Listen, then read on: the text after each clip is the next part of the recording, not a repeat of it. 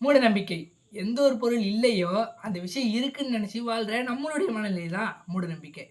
இப்போ கோஸ்ட் இல்ல கடவுள் ஏதோ ஒண்ணு எடுத்துப்போம். எக்ஸாம்பிளுக்கு ஊர் சைட்ல கோஸ்ட் அடிச்சு நெறைய பேர் இறந்துட்டு அப்படின்னு சொல்லிட்டு சொல்லுவாங்க இல்லையா? இப்ப அந்த விஷயம் எப்படின்னா, ஒரு ஹியூமன் எப்படியா இருந்தாலும் செத்து தான் போவான். அது வந்து இயற்கை விதிக்கு உட்பட்டு தான் நடக்குது. த லா ஆஃப் நேச்சர் அப்படின்னு சொல்லிட்டு சொல்லுவாங்க. இப்போ இறந்த ஒரு மனுஷன உயிரோட வர வைக்கிறது தான் இயற்கை விதிக்கு அகைன்ஸ்டா இருக்கும். அப்படி ஒரு விஷயம் என்னைக்கு நடக்குதோ, அன்னைக்கு கடவுள் இருக்காரு, கோஸ்ட் இருக்காருன்னு சொல்லிட்டு நம்ம நம்பலாம். இப்போ நம்ம பிரெயின் எப்படின்னா, எந்த ஒரு விஷயத்தையுமே நமக்கு தெரியாதுன்னு சொல்லிட்டு ஏத்துக்காது. இப்போ புதுசா தூரத்துல ஒரு பொருள பார்க்குறோம்னு வச்சுக்கங்க. அது என்னன்னே நமக்கு தெரியல. அது ஒரு புது பொருளு. அது வட்ட ஷேப்ல இருக்குன்னா, நம்ம பிரெயின் இதுவரைக்கும் ரவுண்ட் ஷேப்ல நம்ம என்னென்ன பொருளெல்லாம் பார்த்தோமோ, அத ஃபிராக்ஷன் ஆஃப் செகண்ட்ல நமக்கு இமேஜினேஷன்ல கொண்டு வந்து காட்டும். அதுபோல இருட்டா இருக்க இடத்துல ஹியூமன் மாரி நம்ம ஒரு பொருள பார்க்குறோம்னு வச்சுக்கங்க.